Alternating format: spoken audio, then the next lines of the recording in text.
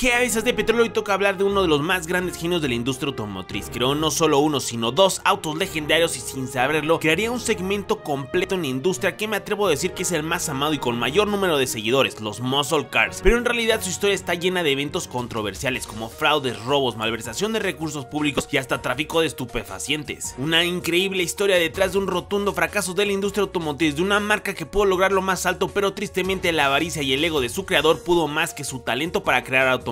Es por eso que debes de conocer. ¿Qué pedo con John DeLorean? John venía de una familia de clase media trabajadora. Era bueno para la escuela local, le consiguió una beca para estudiar ingeniería industrial y después de hacer una especialización en ingeniería automotriz, y ahí consiguió jale en Chrysler y después se fue a General Motors, empezando desde abajo. John era bueno para las ventas, vendía seguros y había hecho mucha lana con eso, pero su amor por los autos naturalmente lo llevó a dejar eso para trabajar en lo que le apasionaba. Poco a poco fue creciendo dentro de la corporación hasta que en 1963 por fin tuvo su primera oportunidad. Su jefe Jim Wagner y John tenían esta loca idea de montar un motor V8 monstruoso en un coupé mediano. Fue ahí cuando le dieron luz verde a DeLorean de intentarlo. Para ese entonces General Motors tenía como política no poner un motor V8 mayor a 330 pulgadas cúbicas, o sea 5.4 litros, dentro de un auto mediano. Sin embargo, DeLorean quería poner algo mucho mayor. Él tenía en mente poner un motor de 389 pulgadas públicas, o un monstruo de 6.4 litros. Sin embargo, para la presentación con los ejecutivos de General Motors, para que no le cepillaran su proyecto, lo que él dijo es que el motor sería de 5.4 litros y así no rompía las reglas internas de General Motors. John DeLorean y el equipo de ingenieros encargados del proyecto hicieron este monstruo realidad usando como base de su creación un Pontiac Tempest, y fue así como fue presentado a los ejecutivos de General Motors. De inmediato los directivos de Pontiac le echaron el ojo, viendo que esta loca creación podía impulsar la reputación de la marca como alto desempeño, aprobando el proyecto de John DeLorean en 1964, y este auto cabezones tiene el nombre de Pontiac GTO. El Pontiac GTO fue segmentado como un auto de turismo deportivo, pero más adelante la historia lo catalogaría como el primer muscle car, el que dio nacimiento a este segmento que hasta el día de hoy sigue existiendo con gran éxito. Después les haré un video de este auto, pero creo que era importante primero que conociéramos la historia de su creador. Pues sobra decirles, pero el Pontiac GTO fue un tremendo éxito y por supuesto la junta directiva de General Motors lo supo reconocer, convirtiendo a John DeLorean en la cabeza de una marca que no iba jalando muy bien en ese entonces, que era Chevrolet, y después de hacer un buen trabajo ahí fue promovido a vicepresidente de General Motors Company. John se convirtió en uno de los hombres más importantes de General Motors. Sin embargo, muchos dicen que se puso a ver videos de Carlos Muñoz, que se metió en uno de sus cursos y andaba de un mamón desde entonces, lo cual le empezó a caer gordo a uno que otro en la junta directiva de General Motors, y de repente en 1973 John DeLorean renunció a General Motors con el objetivo de crear su propia marca de autos. Mi rey, el Master Muñoz es un crack. Desde que yo veo sus videos he fundado 5 empresas, papá. Ninguna se varó de momento, la verdad, pero con el poquito dinero que he ahorrado ya voy a comprar otro curso, cabrón. Pues como haya sido turbomamador, el buen John quería pasar a la historia con su propio auto. Él era presidente de la Alianza Nacional de Empresarios y de ahí juntó una buena cantidad de inversionistas, entre ellos varios ejecutivos de General Motors, pero el verdadero apoyo financiero que volvería a una realidad el sueño de hacer una planta de autos fue cuando el gobierno británico inyectó 120 millones de dólares para hacer la planta en Irlanda del Norte, y ahí comenzó el primer y único auto producido de DeLorean, el DMC-12. Al arrancar la planta hubo un socio más que se agregó al proyecto de DeLorean Company. Fue ni más ni menos que Colin Chapman. Cabezón,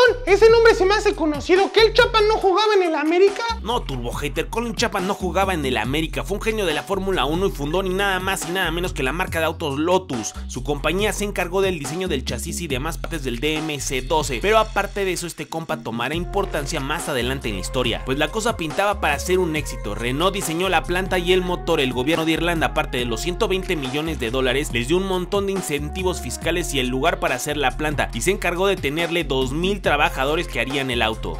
John estaba forrado en billetes, tenía toda la lana de los inversionistas y aparte del gobierno británico que le estaba metiendo billetes a su proyecto para que generara un montón de empleos.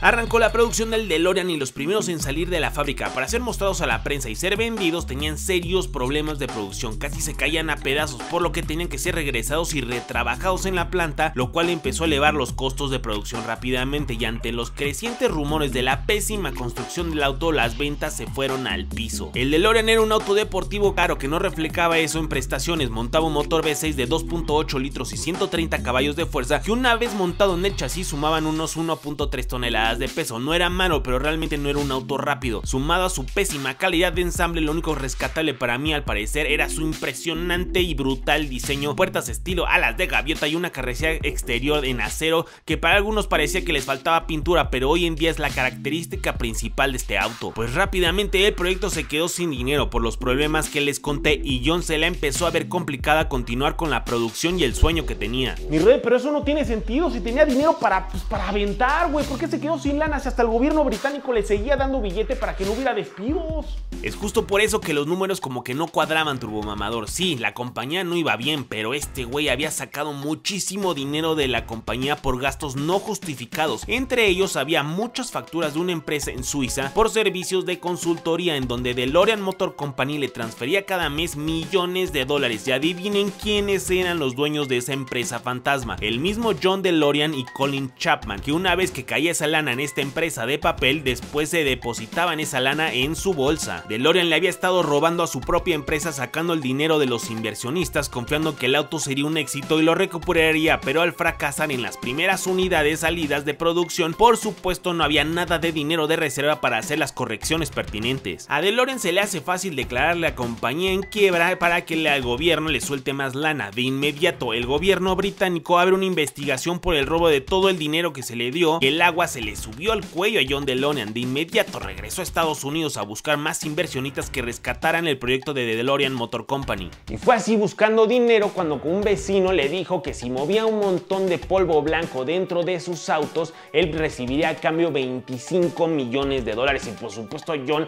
lo aceptó. Ese güey ya no traía nada de lana. De todo lo que se había robado ya le habían congelado las cuentas la policía. Y lo poquito que le quedaba se lo gastaba en departamentos y un montón de lujos, aparentando que seguía con una vida de magnate cuando en realidad ya tenía el agua hasta el cuello. Aceptó el trato con ese traficante y en la primer movida que hizo resultó que en realidad todo el negocio lo había hecho con agentes de la DEA y el FBI encubierto. John fue arrestado recibiendo el dinero, en donde tuvo que enfrentar los cargos como traficante y también por el robo del dinero a través de DeLorean Motor Company. Una vez arrestado, las esperanzas de que DMC volviera a la vida se esfumaron. En realidad la policía también giró una orden de aprehensión para Colin Chapman, el cual estaba prófugo, pero al poco tiempo falleció, aunque algunos dicen que todo fue una muerte planeada para poder escapar y lo dejaran de buscar. John se gastó el poco dinero que le quedaba en abogados, en donde lograron soltarlo, pero una vez fuera de la cárcel no tenía ni un peso y su reputación estaba por los suelos, y aunque pasó varios años tratando de levantar nuevos proyectos de hacer un auto, nunca más lo logró, muriendo en el 2005. No mames, cabezón, pues nunca hablaste de volver al futuro, es lo más importante.